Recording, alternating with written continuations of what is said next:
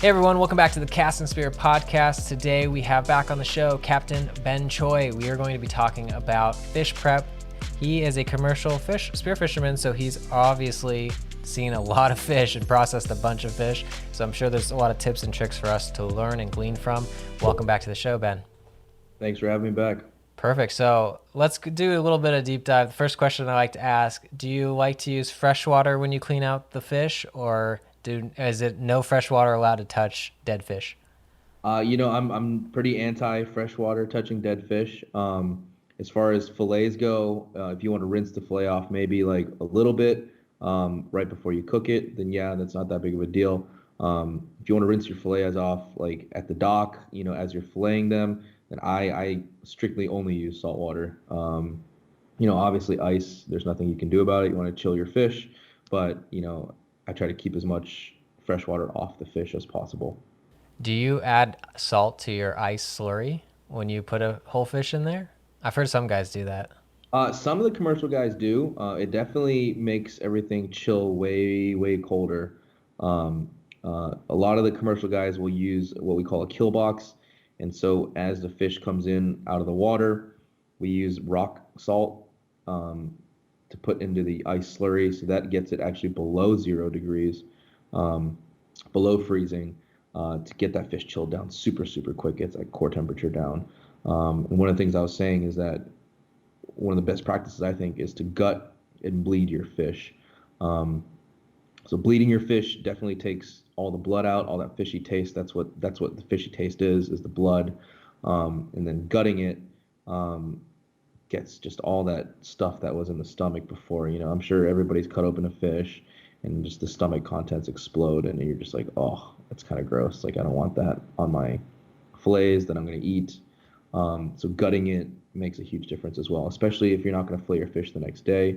Um, if you want to keep your fish for actually up to a week, you can gut your fish, and if you leave it on ice and you pull the plug in the cooler and you keep putting ice on it, your fish will keep for, up to even 10 days like that. And that's how, the grocery stores do it. That's how the fish houses do it. Realistically speaking, from a lot of these guys stay out. A lot of these commercial fishermen, not us, but the hook and line guys, they'll stay out for 6, 7 days at a time. And that's the only way they can keep these fish fresh enough to sell to the restaurants and to the grocery stores. Wow, I had no idea you can keep it for 10 days on ice. It's very similar to like a new process that everybody's saying like this new thing called dry aging. I'm sure you've heard of it, but basically, you're putting it in a fridge and not letting any water touch it, and you're not letting in the eye. If you've ever seen a dry aged fish, the eye is crystal clear. You know, there's no cloudiness whatsoever in it. Now, when you stone a fish, which everybody's like, that's the holy grail, Yeah. do you bleed it differently? Like, I guess walk me through, like, you shoot the fish, what next? Because a lot of guys have it different. Some guys like to cut the gills before they brain it so that the heart pumps out. But if you stone a fish and the heart stops, like what is the best protocol? It's two different things. If you stone a fish, obviously the heart's going to stop. I still cut the gills anyways to just try to get a little bit of blood out. I think a fish tastes so much better if you don't stone it. You cut the gills and you just let it bleed in a bucket on the boat for 5, 10 minutes. Um, you'll see the amount of blood that comes out of that bucket is pretty incredible. I cut right underneath the gill plate. There's that thin membrane after, posterior of the gills, but forward of the operculum, and that's the membrane that I like to cut. So you're not cutting the heart, but you're cutting, pretty much their largest area of blood to oxygen, concentration, or not concentration, but exchange. That's the gills are, they're pretty much their lungs. So all their blood is going to rush through there at some point. Um, that's my favorite. And then after that, I'll gut it right after that, and then just put it straight on ice. Do you ever bleed your fish in the ocean? I do, yeah. I mean, the bigger fish that I have, like the second that I get it in my hands, I'll immediately cut its gills, and I'll start swimming back to the boat. Um, you know, Actually, most fish I do that. As long as we don't have sharks like on the surface like coming at us. At that point, we're usually out of the water anyways. So I don't think that makes a big deal to the sharks. When you put your fish in the cooler, are you packing the chest cavity with ice too? Or is it just throw it in and just let it sit on top of the ice? I usually don't like to let them sit. I like to, if we do like a big trip, halfway through the day, I'll pull all the fish out of the cooler, pull all the ice out of the cooler, and then stack them, row, and just stack them in rows, so that their chest cavity is facing down, so that there's no water collecting in the chest cavity. Um, and like I said, a big key is to pull the plug on the cooler so that there's no water, fresh water, just sitting there pooling, because that's what's going to deteriorate the meat a lot. Is that why those reliable kill bags leak? Because it's actually supposed to drain some water, not pool. Those things leak so bad though. It's a feature, it's not a bug. Okay, so now I understand how you keep your fish on ice. Do you like to do any special method of filleting your fish? Do you scale it first? Do you leave the scales on? Curious on that. If I'm gonna sashimi a fish, I treat it totally different than if I'm not gonna sashimi a fish, obviously for cleanliness purposes. But no, if I'm just gonna normal fish that I'm gonna fry up, I leave leave the scales on, and I just fillet it. What we do is we'll get a 5-gallon bucket of salt water on the way in, like clean offshore salt water, and then we'll put maybe 5 or 6 pounds of ice in it.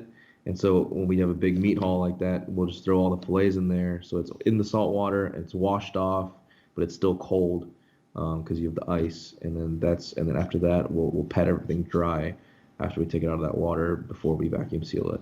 Oh, I like that. We do something very similar, but I like that addition of the salt water on the ice. Do you have a commercial like vacuum sealer that you recommend? I mean, I just use a food saver. I mean, the chamber backs are awesome, but unfortunately, they're like $600. I know we need to get sponsored by one of those guys. Yeah. Those are so cool. They're so Um, much faster too. oh, I know exactly. They just really get all that moisture out. I love it. Yeah. Do you have like a favorite fillet knife? I I like the Dexter. Dexter's pretty good. Yeah, I used a curved Dexter to get it off of the bones, and then I used a straight edge Dexter to take the skin off. I think Anthony Bourdain mentioned in his book that he used that one. I'm like a Bourdain nut junkie, so I'm like, oh, I'll use whatever he used. Yeah, yeah, for sure. Perfect. And then regarding fillet versus keeping it whole, when do you make that distinction? Is it just like it's easier to keep the fillets frozen, so if you're gonna freeze it, you do that, or do you even freeze your fish, or just give it away? Yeah, yeah, I freeze a lot of fish, but I'll vacuum seal them. You pat them dry and then you vacuum seal them. And I mean, I've had fish. I've had sashimi from 3 years ago, and it's just been fine. It may be a little fishy, but it's the quality of the meat is not deteriorated. The consistency of the meat is not deteriorated. Oh, I just had this conversation with a buddy at lunch today, and we were like, "Oh, we still have a few fillets from a Baja trip from like 2 years ago in our deep freezer. Are you saying we can still eat it? Oh, for sure. When is the cutoff? When should we say, nah, it actually Like, throw it away?" I've eaten up literally 3 years ago. I ate an African pompano fillet from 3 years ago the other day, and it was just fine. It just depends on how well that vacuum seal stays, right? Like you see the vacuum seal and it's kind of like puffy, and you're like, uh-oh. But if it looks like it held and the whole fillet is like very well vacuum sealed, then I don't. I mean, shit, maybe 5 years. You're blowing my mind here. This is awesome. Now I'm gonna go get some of that old goodness in the back and start Yeah. trying. One last question.